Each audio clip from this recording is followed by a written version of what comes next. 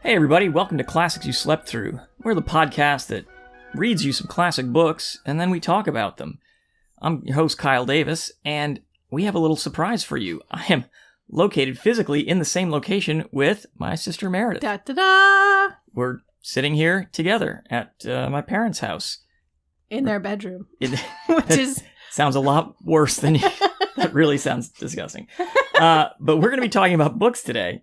So anyway, if you like talking about books and you like hearing us read books, then why don't you leave us a rating and reviewing over on Apple Podcasts and tell your friends, because that's how people find the podcast and get the joy of classic books. I've heard that our voices are soothing. I would hope so. So we're jumping in. We're working on Jane Austen's Northanger Abbey, her first novel, and you can tell it's her first, but it's kind of fun at the same time. We're here in chapter 14, where our heroine, Catherine, she's been... invited on a walk. Invited on a walk, which didn't happen, and now this walk's finally going to happen. Finally! Because she's with her crush, her man crush, Henry Tilney. And his sister, And Eleanor. sister, right, to make it proper. Exactly. So they're going to start off on this walk, and we're going to be talking about books, or they're going to be talking about books, or we're going to be talking about them talking about books, as it were. Because they start off talking about novels, and our heroine, Catherine, she loves novels. She loves one novel in particular. Udolpho. Well, it turns out Henry not only is a Udolpho fan, he has read every one of Mrs. Radcliffe's novels. And he's promised to read Udolpho in particular out loud to his sister. So we have like a kinship here. Henry and Eleanor read novels, out loud together. Except that Henry runs off with them and doesn't ever finish them. So he's a dick. Fortunately for you listeners, all you have to do is keep looking at your podcast feed. We'll finish this novel. We promise. So they talk about it, and apparently Henry not only likes novels, he reads a ton of them, and he does not want to bore Catherine with his one-upmanship of which novels have they read.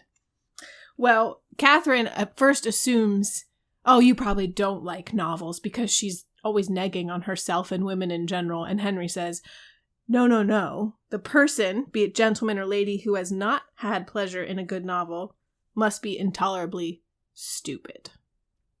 Which is kind of how Catherine thinks of herself anyway. So she doesn't really need Henry to reinforce this opinion. And he says, if we proceed to particulars and engage in the never-ceasing inquiry of, have you read this? Have you read that? I shall soon leave you as far behind me as... what shall I say? I want an appropriate simile, ... So, I don't know what the appropriate simile is for that question. But he clearly is implying that he's read way more than she has, and not to even bother getting into the discussion of who's read more. So... Well, so he asks her what she thinks of it, or the novel, the day, and whatnot.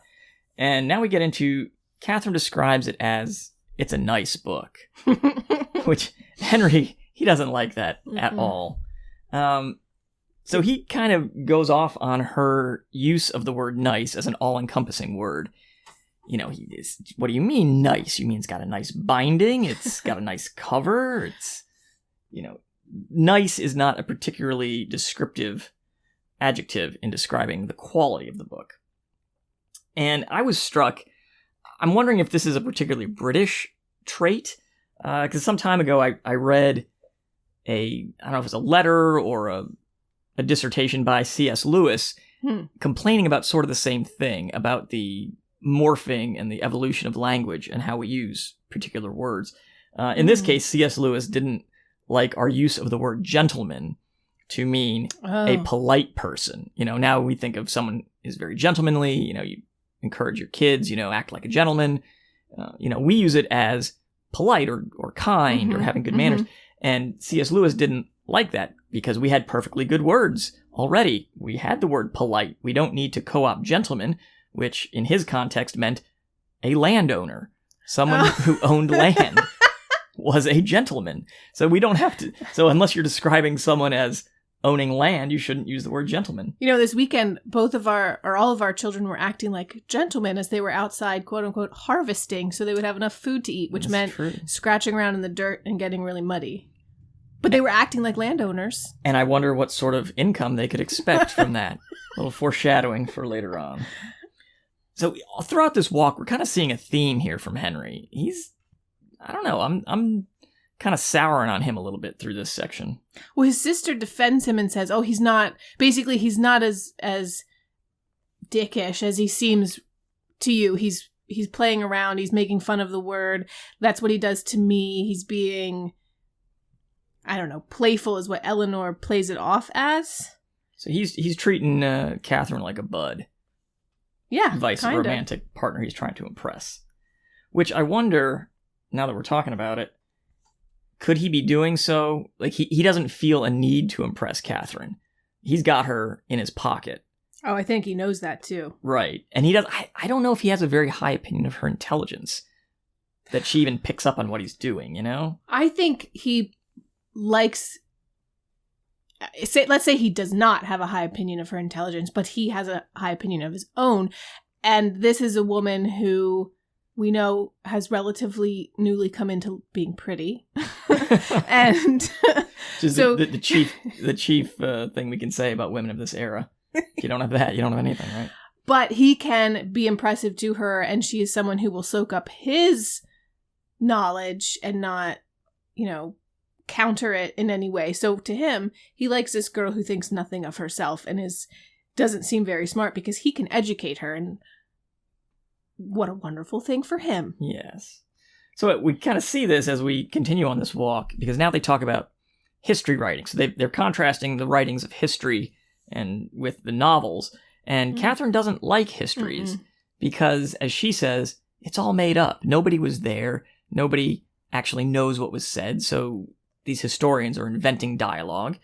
And she's kind of wrestling with it at this point because she likes the invention and the invented dialogue in a fiction, but for some reason she doesn't like it in a history, and she's not exactly sure why. She finds histories to be torturous for students. Why torture them? And Henry takes offense to that. He's like, are you using the word torture and when you actually mean instruct?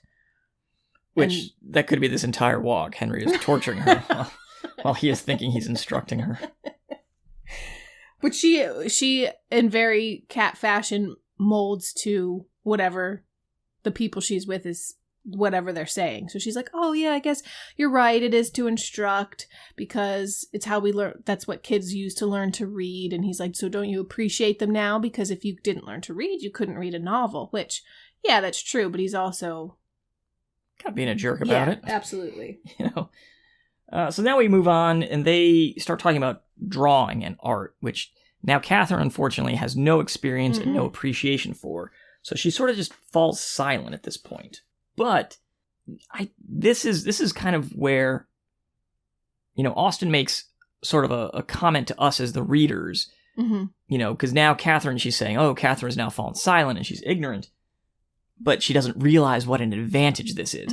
So I think this is a point where Austen is really making fun of her own subject, where, we've stated before, this is a satirical novel, and if we don't read this as a satirical novel, we could kind of maybe take offense. For example, this passage here, she says that Catherine feels shame at her lack of knowledge of drawing, but she says, quote, where people wish to attach, they should always be ignorant. To come with a well-informed mind is to come with an inability of administering to the vanity of others, which a sensible person would always wish to avoid. A woman especially, if she have the misfortune of knowing anything, should conceal it as well as she can. So if we read that straight, Austen is saying, oh, women, look, if you're smart, don't hide or don't show that, because men are not going to dig that. They want you to be the absolute dumb blonde stereotype. They'll enjoy that.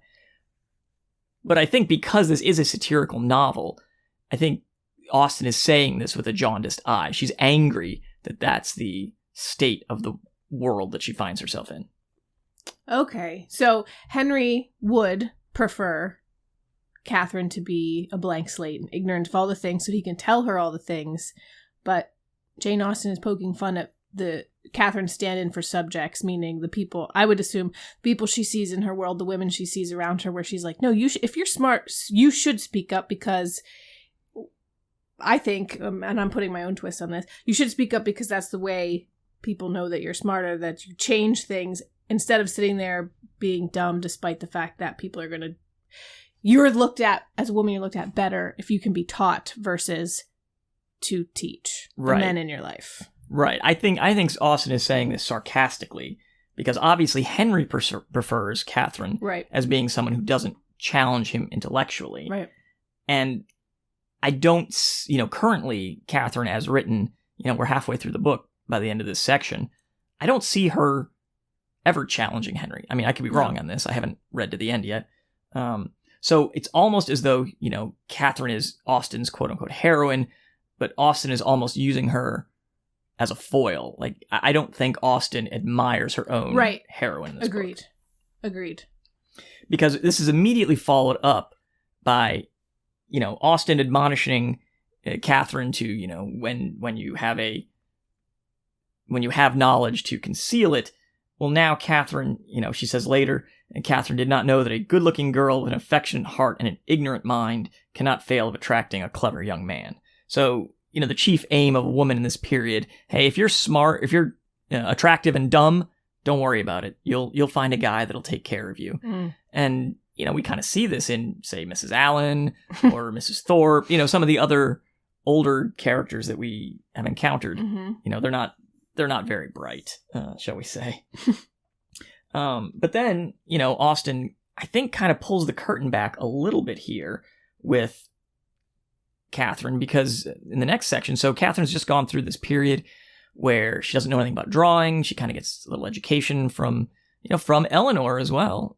So Austen's not setting Eleanor up to be stupid, but of course, as of yet, Eleanor doesn't seem to have any male suitors. So but she has her brother to instruct her constantly. True, it appears. True, but she's not taking it from her brother. So, she gives as well as she takes from him. But in the very next vignette here, there's sort of a lull in the conversation, one of those awkward silences, and Catherine decides, hey, I'm smart too. And she says, I have heard that something very shocking indeed will soon come out of London, which is sort of a bland pablum statement, like, oh, something's, people are talking. And so immediately, Henry and Eleanor try to break this down and press her for details. And she's like, oh, I don't know. I just heard some people talking about something. And to which they conclude that, don't worry, the government will take care of it, whatever it is. You're just talking about some books that are coming out, I'm sure. Which, is obviously, I don't think Catherine had any indication of but she was just trying to make conversation, fill some dead space. Well, they were in the middle of talking about politics, and then she says, I hear something shocking is coming out of London. Eleanor gets, afraid. Right. But Henry quickly, writes it off as, oh, Miss Moreland's been talking of nothing more than dreadful new publication to come out. So it's some new history that's coming out. Don't worry about it, Eleanor. This girl is kind of dumb. Eleanor's like, oh, thank God. It's just a new book. I wonder if Henry's rethinking this at any point, going, do I really want to hook up with this girl? No. She's kind of dumb. He's not. Of course not. So that takes us to chapter 15. So while our intrepid heroine was out on her walk with the Tilneys, if we remember back from 13, the rest of the gang, Isabella and James and John, were trying to press her into postponing this walk and going out on a carriage ride. Well, it turns out that while Catherine was walking, they did go out on their carriage ride after all, because Catherine runs into one of the younger Thorpe sisters, Maria, and kind of gets some more info on the ride of itself. And they had plenty of fun without her. Right. And they did not go to Blaise Castle. Right. I mean, Maria got to go, and she didn't take Anne, the other younger sister, because of Anne's thick ankles. What does that mean? That's what I was wondering. That's why she's in Bath, right? They did take Anne up for her ankles. So I was wondering if this can't be literal, right? They can't be saying that, she's kind of dowdy and plump and unattractive, so that's why we didn't take her. Maybe she's too fat for the gig. Well, I'm wondering if thick ankles is thick skull, if it's an old expression, she's kind of not obstinate, but, she's kind of disagreeable. She's dumb in the foot, She's got thick ankles. It's got to mean something else. So, British listeners, what does thick ankles mean? If you got something on that, I mean, maybe Anne just likes the sweet cakes in Bath, and she's put on a few while they were up there. Maybe she has weak ankles. That could be. She can't stand all that courageous driving that John would have been doing. But anyway, so Maria kind of tells about the ride, and her description is very sunny, and it was great. Well, all except for the parts that weren't great. And I don't know, I kind of heard John's influence a little bit coming through in Maria's speech at this point. That because she says something about, oh, the ride back was great, except the moon wasn't up, and it rained a little, and, we would have been back quicker if Moreland could have got his horse going. Yeah. So I kind of felt John, his presence there, affecting his youngest sister. They're manipulators, the Thorpes. Most definitely. They're twisting everything, even a simple carriage ride. Right. But there is some real news to come out of this carriage ride. Isabella and James are getting married. We've got an engagement, folks. This is like the most exciting thing to happen in novels of this time, right? Mm-hmm. So we've got an engagement. So James and Isabella have expressed their love for each other, and now, Isabella's very excited because she's going, we're going to be so much closer, and I love this point that Isabella says to Catherine. We're going to be even closer than sisters. I'll be closer to you than my own sister. I love you more than them. Exactly. And this was a pitch of friendship beyond Catherine. She's like, I don't know if I want to be that close, Isabella. You're cool and all, but yeah, so I need you to back off. I'm wondering if she's maybe finally starting to see through Isabella. I don't know. We'll see a little later. Maybe I think she is starting the very, very nascent stages. Well, we'll see. I think in a chapter or two. I'm hopeful that she is, but in a chapter or two, I think that kind of gets dashed. But anyway, so Isabel talks about how she's wanted James since he visited them last Christmas, and she was worried that this other girl who was there might have caught his eye. But now we get to it because Isabella just, I just wish that I had more money to bring to this marriage. I'm so concerned that your parents aren't going to accept my small fortune. James could marry anybody. So we see here Isabella still thinks the Morelands are loaded. I don't know what evidence she has. No idea why people think this. No. But she apparently thinks that James and his family have some money. Well, Catherine's a little bit confused by it, too. She's like, James can marry anyone? He's not very handsome. I don't know what you're talking about. Exactly. But, I really, Isabella at this point, she's kind of, the lady doth protest too much. She says, I could live on 50 pounds in a year in a small cottage. I don't want to live in London. A tiny cottage in a retired village, that's fine for me. Which, of course, I just kind of call BS on that. Long ago, you called BS on that a while ago. Of course. But as is the wont, James needs to go ask his parents. So he takes off. We have a little comical scene where Isabella's like, you must leave quickly now. Go. Oh, and come back. But you have to be off. Go. So anyway, James finally gets out of there. And so Catherine kind of hangs out with Isabella, and the deal is that James is going to go down, ask his parents if he can marry Isabella and what they can provide, for his living, because I guess he can't find his own job. Back then, you just kind of get whatever your parents give you. And then Catherine and Isabella are going to wait. He's going to write back to them their answer by, I guess, the evening post, and it should get there the next day. Yeah. Right, before he can get there. So they kind of hang out, Catherine and Isabella, they're kind of close again. They're spending some time. And the letter comes, and it turns out the Morelands are cool with it. And so Isabella's happy, but that's all it says. There's no details. And as we know in this era, if you've seen anything from this era, what's our annual income going to be? That's the key. So the fact that it leaves that out, that's kind of a tantalizing detail to hang out. And it kind of builds it up more for Isabella. She's almost more resolute in the fact that it must be quite a bit because they have to figure it out. Oh, right. Yeah, I don't know. She still thinks they have money. But now we get probably the second most awkward, cringe-inducing scene in this book, besides the Besides the kidnapping.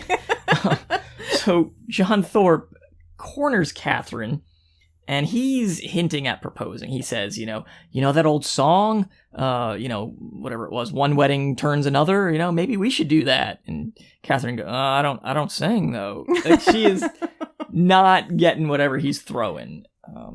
So at this point, I've kind of been pro Catherine this whole, she's really dumb. Like, she is not getting these hints at all. This dude is super nervous. Like, he is throwing all this stuff out there, and she's just like reading she's seeing the text, but she's not seeing any subtext here. Or wait, I think, though, I agree with you, but also I think that she could be trying to hint as almost as indirectly as he is. So he says something to the effect of, oh, we're always about the same mind. We have the same thoughts. We think the same way. And she's like, oh, no. My mind changes quite often. One can never know what one thinks from one moment to the next or whatever.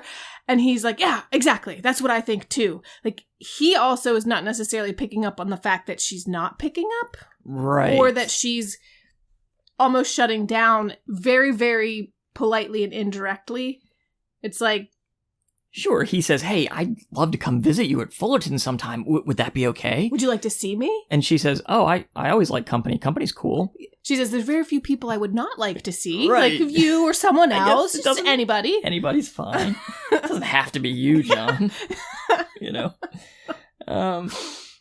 Yeah, so I think he is equally, although for John, he only sees what he wants to see. Always has. Like, her being terrified in the gig, he's like, right, just making general noises. Or of James being rich. Right. Despite the fact he's at school with him and should know better. Right. But, again, I think I said last time, are Isabella and John in cahoots? Because you want to marry James, Isabella, and now suddenly John wants to marry Catherine? Like, what is... We got to dip into that moral of fortune, as much as we can, right? So this chapter closes out. So we got the news that Isabella and James are now engaged. Catherine goes home to tell the Allens, and they're just like, oh, that's nice. Catherine was all jazzed up that this was going to be like the bombshell declaration, and the Allens are just like, oh, it's too bad James left already. He could have told the Skinners we said hi. And I was just sort of struck, the generational differences here.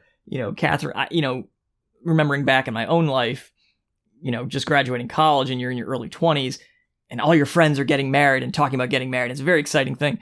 And, now 20 years later, if you tell me somebody's getting married, I think I would react much like the Allens. Like, oh, I hope okay. I'm not invited. I don't want to go. Yeah, I don't want to go. Oh my goodness, I got to get a hotel. What do I do with the kids? And, I'm going to go to a wedding. Jeez. Oh, you're pregnant? Do I have to go to that baby shower? Yeah, I don't. Oh. Thanks to COVID. No, you do not. Exactly. So yeah, I find I'm completely unmoved by weddings at this point. Yeah. So I'm kind of with the Allens on this. Like, oh, they're engaged. Yeah, great. Until it's your own kids, I guess. So in that respect, the Allens, it's almost like, shouldn't they be excited? No, because Isabella has nothing to do with them. Sorry. Right. And James really has nothing to them as well. They've sort of pseudo-adopted. Yeah, maybe if it was Catherine, they'd be more excited. Right. Yeah. As we'll see fairly soon, they do have some sort of responsibility towards Catherine that they don't with James. So now we get to chapter 16, and so the Tilneys had invited Catherine to dinner at the end of their walk, in a day or two, so she gets to go to this dinner, and this is kind of a letdown. She says she's not really clicking with Eleanor, the Henry wasn't quite the magical person, so she's kind of seeing them starting to see the flaws here. And at the end, she's, despite the general, giving all these wonderful compliments to her and praising her beauty and intellect and whatever else, at the end of the dinner, she just wants to be away from the general. And she's glad she's out of there. Yeah, it makes her feel weird that he keeps complimenting her. Right. This is another I would call it the awkward dinner with the Tilneys. Yes. Chapter. Something is just off. And Catherine, our wonderful heroine, she accounts all of this as her own stupidity. It's my fault. I'm stupid. That's why. So I'm going to kind of go out on a limb here with a little bit of a hot take on old Catherine. And I know that I'm reading this as satirical, and Austen is kind of trying to subvert the genre. But can we call Catherine a Mary Sue at this point? What does that mean, a Mary Sue? That she is just like the greatest thing on earth. All the men want her. The general thinks she's the greatest girl. And she's just like, oh, I'm kind of dumb. Like, she's got nothing going for her. But I think they all want something from her that she doesn't have. Possibly. I think. And then, since she doesn't know what they want from her, she literally is ignorant of the fact that they think she's rich, or they think she's something. I don't know. Do the Tilneys also think she has money? I don't know. I guess we'll find out. They don't need it. I mean, the Tilneys are wealthy. I mean, the guy's a general, and, you know, his son's a captain, as we'll find out, and Henry is he's clergy, which I guess was a solid living back then. You know, Isabella had made some comment before that, you know, I thought I preferred clergy, but, you know, anything's fine because James is not clergy. So I guess clergy was a solid living back then. Respectable, for sure. Respectable. I mean, think about, you know, Pride and Prejudice, Mr. Collins. It's a good solid living, right? You know? So anyway, she comes back and she relates to Isabella the dinner, and Isabella takes it, you know, 180 out here. You know, she says, oh, I can't believe that Eleanor didn't speak to you all evening. And she's like, well, I didn't exactly say that. And oh, I can't believe that Henry hardly looked at you all at once the entire day. Totally making all of it up. I didn't really say that. They actually weren't that bad. But I did love that at this point, you know, Isabel's now, you know, and to your point earlier that they're in cahoots. Now, I mean, she's just trashing the Tilneys. Right. Because she knows at this point that James is kind of, you know, I'm sure James has told her, hey, I just kind of proposed to Catherine in there, you know, at the end of 15. So now Isabella's trashing the Tilneys, and she says, you know, inconstancy is my aversion. Although she's the queen of it. Right. You know, but John has the most constant heart of any man I've ever met. You know, my brother is a saint.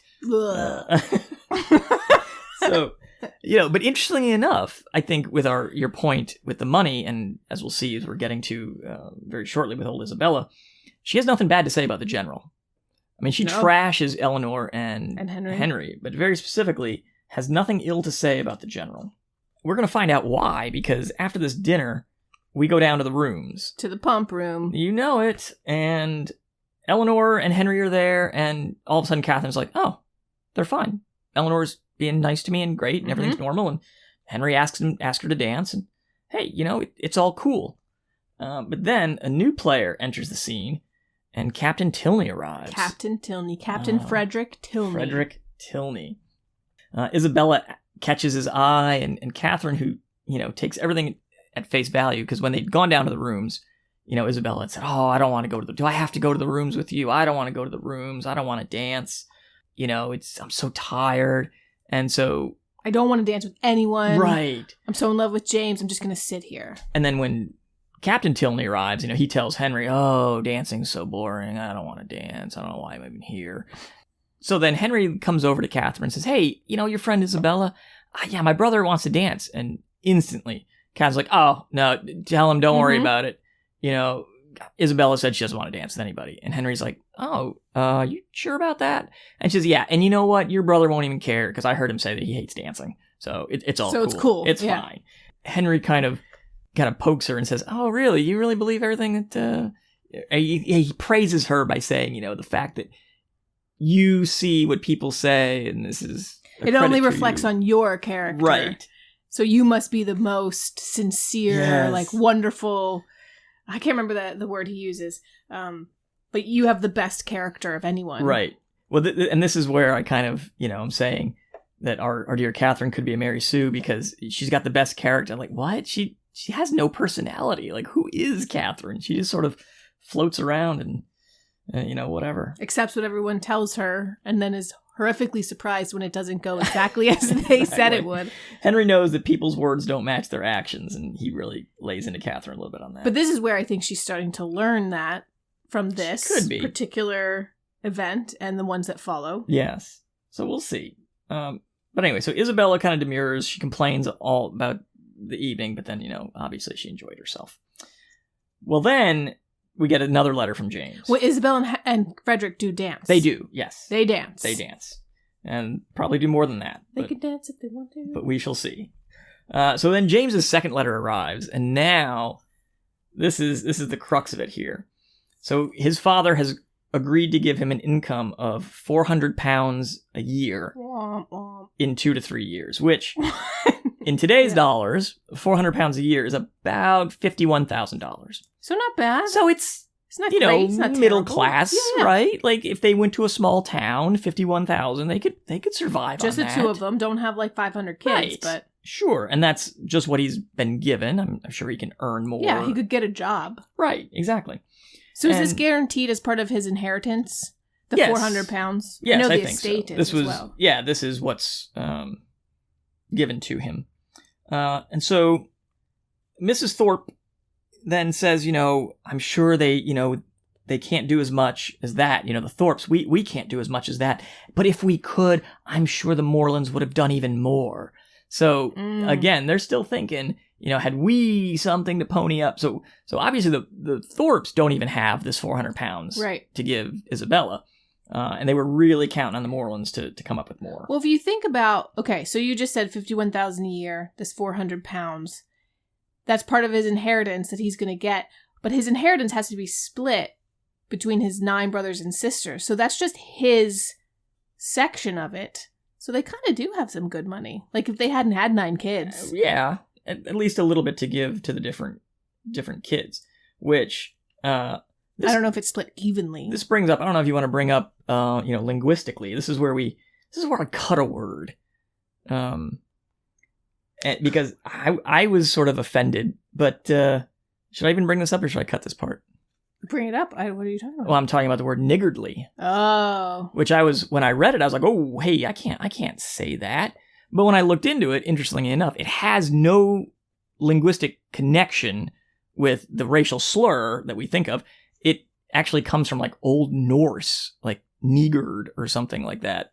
Some Old Norse word. But anyway, it means stingy, and that's what I changed it to in our reading. Huh. But as I'm researching the word, I was like, I'm uncomfortable saying it. I don't want to like offend a listener. But apparently the far right folk have then taken the fact that it doesn't mean a racial slur and are now like overusing it because they know it's not a racial slur, but it sounds and like they want it to be. They want it to like. They want to be able to say something that sounds offensive, and then when you get offended, they go, "Oh, it doesn't actually mean that." Oh, so I kind of found that kind of interesting as I was reading through and researching some of the words used in these books. Interesting. So there are people who know the difference, right, and who are purposefully correct. Instead of saying stingy, we'll use this word on purpose in order to offend someone, so that they can then go, "Oh, but that's not what it means." Right. But I can say it. I can say it, though. Oh, God. I know, it's just... the state of the world we live in. It's just horrible. Anyway, I found that aspect of it interesting as I researched it. And I was like, wow. So that was what tipped me over in my deliberations. Like, well, if people are intentionally overusing this to be offensive, I'm definitely not going to bring it in. So anyway. So that's a little peek behind the curtain, listeners, on why we change words and when we're reading some of these older books. It's definitely it's a decision and deliberation. I'm very conflicted about I have had conflict about maintaining the integrity of the work, aka how it was written and then the time period and all of that respect there. But then also, it's not that time period anymore. Right. And words have evolved and mean what they mean, and we should be respectful of that as well. And so we've made decisions in that regard, but it's not flippant. We definitely think about it. Words have meaning and meanings change, and if we want to call a book nice, we'll call it nice. And Henry will have to deal with it. So anyway, we end this chapter with Isabella saying, it's not really, I would be happy with £50 a year. It's not the £400. It's the 2 to 3 year wait. Oh, I just want to be with my James. My ugly James. But Catherine's pretty offended by all this, and she leaves kind of in a huff because she knows, hey, £400 is probably all Dad could do. Like, that's pretty good. Yeah. And you guys are kind of turning your nose up at it. Well, but she also then, she eventually believes Isabella. Right, because Catherine takes everything at face value. Right, so now she feels better about, thank goodness her And maybe she chooses to believe people or allows herself to believe people because it makes her feel better about them, and she has no internal emotional conflict anymore about this person who gushed over her as a friend, right, and would love her more than her own sister, and now to think something bad. And besides, of Eleanor her is her only friend in Bath. Like, she doesn't hang out with anybody but Isabella and Eleanor. That's true. And Mrs. Allen, I suppose. I had a note about that in my notes about here it is. A friendship of convenience and proximity is better than no friendship at all for that moment. There you go. So, like, your vacay friends or the friends that you have when you go to grandma's house. It's a summer camp friendship. Yeah. Exactly. Which, speaking of, now we're getting to chapter 17, summer camp's coming to a close. So we're starting week number 6 in Bath, and everybody's kind of getting antsy. Like, do we stay in Bath? Do we leave? I mean, we've been to medieval times 3 times already. The beach is, it's getting... The nights are getting shorter. Tired of sand in my crack. Let's go. Exactly. So what do we do, So Catherine's worried because she knows if they leave Bath, she might not see the Tilneys anymore. But the Allens decide, you know what? We're going to give it 2 more weeks. 2 more weeks. 2 more weeks. And so now she's happy. So she goes over to tell the Tilneys and, hey, we're staying for 2 more weeks. And the Tilneys go, yeah, you know what, though? We're leaving at the end of this week. And so now she's like, oh, man, now, I was so happy I was going to stay 2 more weeks. Now I'm going to be stuck here in Bath and the Tilneys will be gone. Like, this isn't what I wanted. But in another awkward move, the Tilneys want Catherine to come with them to... Northanger Abbey! Which finally we have not mentioned at all halfway through this book.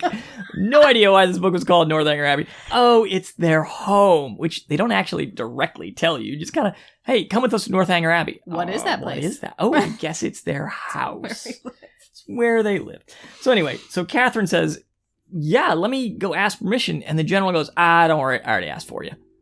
Yeah, so... Like I said, awkward conversation. Eleanor is like, I don't know, nervous to invite Catherine, and she's working up to it and about to ask her, and her dad busts in and is like, hey, did you invite her yet? Did you ask her? Let me do it in this weird aggrandizing speech where I praise Catherine and humble ourselves before her, because who the F is she? Like, she's why the does greatest. she matter? Creepy old man wants something to look at over at Northanger Abbey. Oh, that's right. She is the finest girl in Bath. Finest girl in Bath. And now she'll be the only girl other than his daughter at Northanger Abbey. Right. So, yeah, very strange. The general has already checked in with the Allens, and the Allens said, yeah, go ahead, do it. Which, again, why do the Allens get to make that decision? So, Catherine writes to her parents, and her parents go, you know what? We trust the Allens' judgment. Sure, go ahead. Whatever the Allens say is cool. Right. Which is a mistake. Well, I mean... Just because you trust your friend's parents' judgment...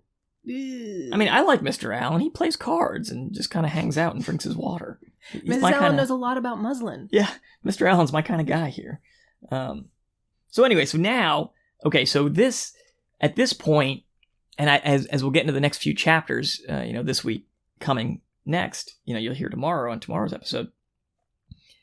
This is where we have to remember that Austen is satirizing the Gothic novel, because now Catherine starts to dream of staying at an abbey, and she's dreaming about all the romantic mysteries, and maybe this is where a nun fell to her fate, and won't this be wonderful? And, there'll be some tapestries that I can hide behind and find a secret passage, and, all these things. She's also really super excited to spend her time with Henry Tilney. Well, of course. Who wouldn't Maybe he'll pop out behind some hidden edifice, or she'll pull a candelabra and it will open into his room. Right. And they'll have some, I don't know what she thinks they would have. And so, I had kind of... together. Right. I kind of referred to Catherine and her friends as the Scooby Gang earlier, but now I'm just picturing, like, Catherine walking through this abbey and the eyes of the painting following her, and, the suit of armor, like, turns its head as she walks past. And... She comes upon some dreadful painting in the attic of Captain Tilney. And it's constantly bleeding. But I mean, this is what she wants. Like, exactly. That's what she's looking forward to. And I'm very excited. So listeners, I'm very excited for, our discussion next week and the chapters you're going to hear tomorrow, in that vein. So put a pin in that and keep that in mind. Anyway, her imagination doesn't transfer to her friends, the Tilneys, and they're not on board with her dreams of Northanger. Yeah, Eleanor's like, she's like, oh, aren't you so excited that you've grown up in this abbey? What was it like? She's like, it was cool, I guess. It was fine. It's all right. It's my house. Yeah. Like, ooh, you live in a split level? You have a rancher? Well, I mean, I guess it's the same thing. Like, we grew up in Pennsylvania, and, you go to California or something, and you're like, man, look at this beach, and you got to surf all day. And California people are just like, whatever, it's where I live. Sure. It's true. Fair. You got to grow up outside a dairy farm and smell cows all the time. I did. That was wonderful, I suppose. Cow poop smells like home. It's very nostalgic. It does. I love the train going by and rattling the windows. Yeah. It's awesome. You get used to it eventually. You do. You really do. You do. Do you have anything else for 17? Nothing really much. No. I didn't have much on 17. She's just excited to spend time under the same roof as Henry. She is. But he doesn't live there. Oh, yes, that's He has right. his own house about 20 minutes away. 20 miles away. Right. Which is like an all-day, Woodstone or something, which is that's an all-day trip right there. Yeah. Unless you have John Thorpe's 10-mile-an-hour horse. Then you could make it in the morning. All right, so this takes us to 18. And so now she's been so excited about this trip to Northanger that she forgot to see Isabella, her dear, dear friend. Just slipped her mind. But she catches up with her at the pump room, as you do in Bath. Mm-hmm. And, they kind of hang out. But Isabella's really agitated. She's like, kind of fidgety. And Catherine keeps going, well, are you like waiting for somebody? Are you looking for your sisters? Yeah, she's staring at the door. Right. And Catherine's like, oh, no, of course I'm not. But Catherine immediately thinks, well, she's waiting for her sisters, of course. I'd be excited to see my sisters, right? She literally says something like, no, I'm just looking around absentmindedly. Like, right. Who would say that? And our dear Catherine, she must be missing James. That's what it is. Well, turns out she's not. But before we get to that, Isabella says, hey, I got this letter from John. And she starts to tease Catherine. Oh, you sly dog, wink, Catherine. Wink, nudge, nudge. Yeah, I got a letter from John, You have to, know what it says. I'm sure you do. And she's like, literally, I do not. Why would James be writing, or why would John be writing? So anyways, John wants Isabella to get Catherine to express some affection towards him because, as he says, she encouraged him back at the end of chapter 15. Mm-hmm. And so Catherine quickly assures Isabella, no, I have zero feelings for John. I don't know why he thinks that. This is horrendous. So that kind of miffs Isabella a little bit. But I liked this foreshadowing where, Catherine says to Isabella, look, we can't have this kind of strife between us. We're going to be sisters soon. And Isabella says, well, there's more than one way for us to be sisters. Yep. We could marry different brothers. We could. I don't have to marry James to be your sister. You don't have to marry John. Right. They could marry Tilney's. Or she could just marry John. There's 3 ways they could be sisters, literally. Right. And I love our hates inconstancy Isabella. As soon as she finds out that Catherine really isn't into John, she immediately changes her mind and says, oh, John, he just kind of makes things up sometimes. I'm sure you didn't, the harmless flirting you were doing. I'm sure John read into it too much. And poor Catherine's like, I wasn't flirting with John. Terrified of him. Seriously. And she says something like, he would be happy with or without you. Just as easily without you. It's fine. Right. Which is actually probably the truth. It is absolutely the truth. John, I think, would, especially once he finds out they don't have money, I think he would, quickly move on. But then... Well, and also, she says that since now Isabella knows James doesn't have the money she thought he did, she has written a letter to her brother describing as such, but she says, he must not have gotten my letter. Basically, I don't know why he'd want to marry you now. Right. But he still does because he must not have gotten my letter. Yes. So, again, I think they've been in cahoots this whole time. They'll double marry, get double the money. Exactly. And they'll be well off. It's the plan, anyway. Well, then Captain Tilney arrives, and this is another kind of cringy, super awkward scene. Because there they are. You got Catherine and Isabella sitting on this bench.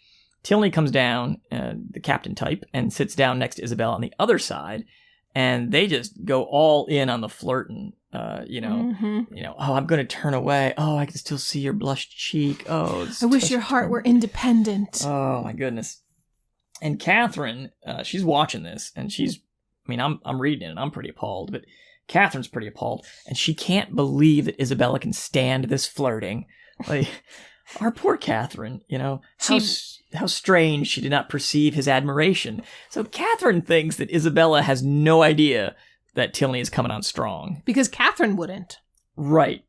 Clearly. She had no idea that John was into her. Trying. But she obviously can tell that Tilney is pouring it on thick. But she doesn't pick up on the fact that A, Isabella's enjoying it, and B, egging it on. So, I don't know. It must be really thick if Catherine can pick up on it. Right. But she just has it in her mind, oh, Isabella loves James, and she's engaged to him. She must not realize that Tilney is, I'm smarter than Catherine. She can't realize he's flirting. I wonder, I had this question while I was reading, but now I think I know the answer. But I was wondering if Isabella would act differently if Catherine were also interested in John. If she was like, yes, absolutely, let's get, I would love to marry John. If Isabella would suddenly ditch Tilney because she can get into that Moreland fortune. But now I think not, because she realizes there is no Moreland fortune. Right. And Catherine's not interested anyway. Yeah. All right. So that kind of closes out 18. We go into 19. And so now Catherine, says some time has passed. And, Isabella is normal when it's just the two of us around. But when we're out in public and Tilney's around, man, she's not herself. And she gives almost equal attention to Tilney and James. And James is there, right, because he comes back. So after his second letter, he eventually does return. He's not really a character in any of these chapters that we see, but he is back in Bath at this point. And his fiance's ignoring him just as we're ignoring him because he's not showing up in the book, and she's... because he's irrelevant at this point. Yeah. But Catherine, our dear Catherine, she doesn't attribute this to any conscious choice of Isabella's. Of course she wouldn't. But she's mad about, mad on behalf of James that this is happening. And as the book says, is a quote, "This conduct is beyond Catherine's comprehension." She just has never met a girl. She's never met a player. Like, she's never met a girl like Isabella. It's like, I'm gonna work both these dudes at the same time. I guess it would technically be, would Isabella be technically a gold digger? I think this is exact. She's a pound digger. Pound sterling. She's a silver digger. So anyway, Catherine's hanging her hat on the fact that the Tilneys are leaving at the end of this week. And that's going to be good, because that'll get Captain Tilney away from Isabella, and she can hang out with James for the last week that they're there. But, horror of horrors, Captain Tilney's not going to Northanger. He's hanging out in Bath. Yep. He's not leaving. And so now Catherine can't even, watch them, because she's going to leave. Right. Who's gonna help Isabella become aware of the suffering that she's causing James, if not Catherine? Well, something must be done. Clearly, Frederick Tilney doesn't realize that Isabella is engaged. So she goes to Henry. He's the man to do it. Henry, you got to tell your brother that Isabella's engaged. He's barking up the wrong tree here. And yeah, he knows Catherine. He's quite aware that she's engaged. Mm-hmm. He doesn't care. He tries not to talk about it. He wants to change the subject, and Catherine's like, no. Seriously, you have got to do this. You've got to tell your brother to leave. Get him to go. He's making my brother, it's just inevitable sorrow that's happening to my brother right now if he stays. I kind of dig what Henry says about this whole situation, because he knows what's going on. Right. Are you talking about the quote between men's affections and women's affections or whatever? No man is offended by another man's admiration of the woman he loves. It is the woman only who can make it a torment. Which I disagree with that, but he's telling Catherine, Isabella knows what she's about. Frederick knows what he's about. They know what they're doing. Right. And me imploring him to leave or telling him it's wrong, they know. I mean, he's saying, look, it's not Frederick's fault that James is going to get his heart broken. If your wife is hot and dudes notice it, whatever, it's only if she's flirting back, man, that's when your heart's going to break, right? So yeah, he's basically washing Frederick's hands of this and saying, hey, look, Isabel's returning his affections. Blame her. Yeah, well, he's saying he's trying to tell Catherine Isabella is not ignorant of this. Right. And Frederick isn't either. They know what they're doing, and I think Henry's like, yeah, it's probably going to cause heartbreak, but people I'm thinking he's thinking, people do this. You sweet little duckling, you don't know that. Right. And don't you know there's nothing I can do about it? Right. Like, cheater's gonna cheat. Like, don't sweat it. So eventually, he just kind of assuages her fears, and because, as she says, Henry has the best of men, he knows best. So I'm just going to take his opinion and not have one of my own. Yeah. Dear sweet Catherine. So that takes us to 20, and we're getting on the road to Northanger. We're finally, we're 20 chapters in of Northanger Abbey, and we're going to see Northanger Abbey. Like, very exciting.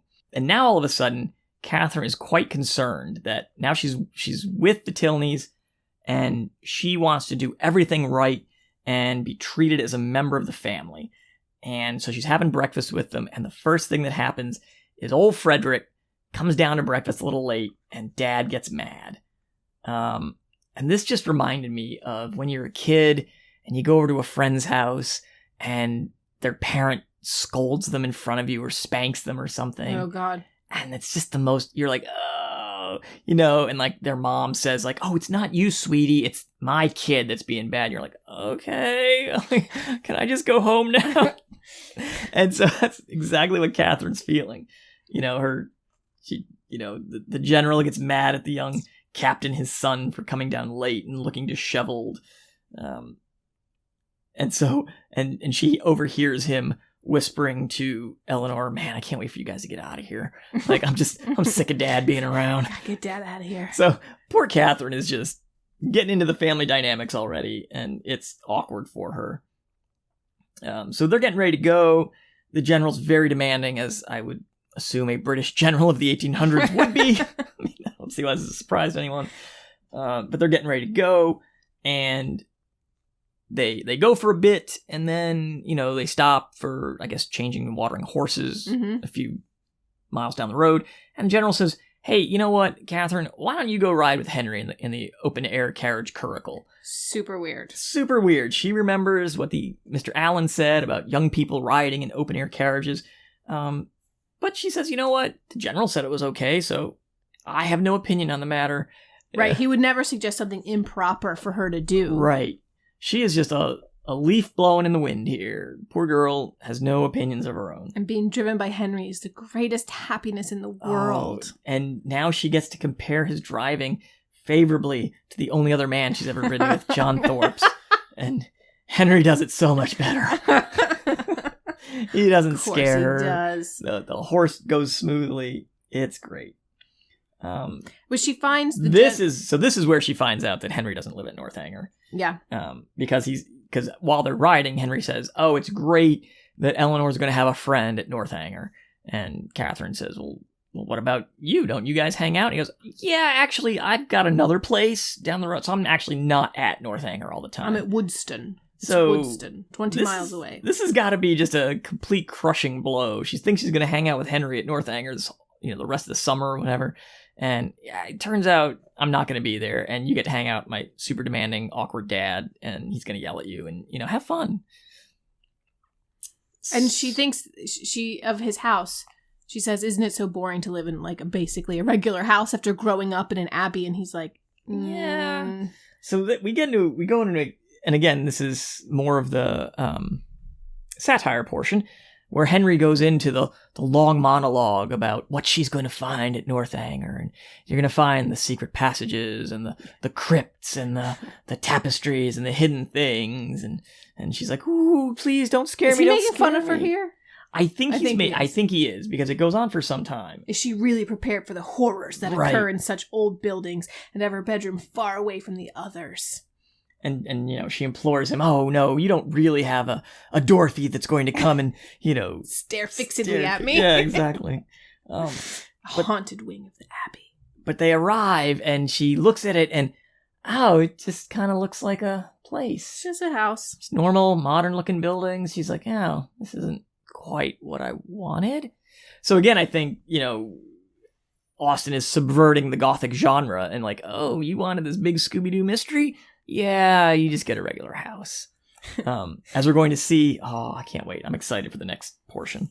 As my phone is going off, I should have put that on silent for recording, but whatever. We need to know, though, when the children are coming back to be really loud and get in on our broadcast. Which, that's exactly what they're texting me to do, so Good timing. And we're at about an hour in, so I think we'll wrap this one up here.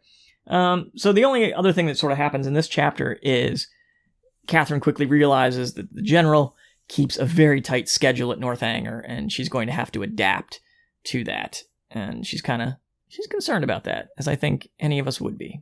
So not only is she concerned about the general, it's a little bit weird. He's a little too involved with how comfortable she is. He makes her uncomfortable with the way he treats his kids in front of her, but also now she thinks she hopes that even though when she's driven up, it kind of looks like a regular house and it's just whatever. Still, she's hoping that when she goes in, she'll find secret passages, she'll find daggers with blood in the passage, that Dorothy will be there or someone very much like her, that there will be a terrible storm in which all of the candles are blown out and all of that. So she's not letting go of that aspect of it quite yet, despite all the signs pointing to the contrary, that this isn't going to be the dream stay that she hopes it will be. Right. But we'll see. Right. And I have to keep reminding myself this is an older book, because as a modern reader reading this, man, the general is just kind of a creepy old man perv. Like, he is really putting a lot of attention on old 19-year-old Catherine, friend of his daughter's. But I don't think there's anything toward. You don't think he's like General Epstein over here? Yeah, I don't think so. I don't think it's okay. that bad, but I just think he's going to be very demanding and run a tight ship, as it were. When Eleanor's been there alone. I don't know when their mother died, but she's been pretty much isolated in this house For some time. And had no friends. I assume they don't have any neighbors. I have the Well, if picture. you do, it's like 10 or 20 miles off, probably. I picture, the beginning of Downton Abbey, where the dad and the dog are walking towards the standalone abbey. No one is around, and it's just the people who live there. I don't know if it's as robust as, I don't know how many servants they have. Right. But that's my only frame of reference is Downton Abbey. Right. Or any other Jane Austen movie that's ever been fair. done. Speaking of, there is a Northanger Abbey movie, which our mom has watched. Oh. And we have some intel. She said the movie interpretation of the pump room was literally are in water up to their chests with floating trays of food, and they waltz around. No, they had them tied around their neck. They hung the plate of food around their neck. So it doesn't float away? While they waded in this neck-deep water or something. That is not what the image search on Google shows us of the pump room. No. But I appreciate... And that would ruin your muslin. I appreciate that interpretation. Can you imagine wading around and you're drinking water? Do you just drink do you drink it like with your hand? I don't know. You drink that water? I suppose you would at that point. You That's eat like and drink, and then I'm sure water. you just stand there and it's just pea water. That's so bizarre. What a great I can't wait to watch. Mom has pictures. Maybe I'll Instagram them. Yeah, I'll have to throw those up on our socials. But now I'm going to picture that the whole time anyway. The whole time they're in the pump room. Well, fortunately, we're leaving Bath. I don't know if we're going to return to Bath. But okay. We'll hang out at Northanger now. And speaking of our socials, you can find us on social media. We are at CYST Pod on Twitter, Instagram, Facebook, and not TikTok. That's been banned. And I can't dance anyway. I don't know how to use a TikTok. Do you know how to do a TikTok? I have seen TikToks, and I don't want to even venture down that road. I'm 42 years old. That's quite beyond me. That's out of my wheelhouse here. But you can also email us, because us geriatric people, I suppose, still use email. cystpod@gmail.com. You got anything else for this week? I think just keep checking the socials. We are at my parents' house. They're going to move. We're helping them out. So that's why we're here together. Super exciting. And I've got lots of old pictures that I'm going to put of my brother and I. So you can see you can see who we are in some fashion on the Instagram. It's fun. It's good fun. Imagine how you think it is. And that's Catherine thinking about Northanger Abbey, and then go to Instagram and actually see us, and that's Catherine arriving at Northanger Abbey. Just for context. You will be disappointed. Yes, very much so.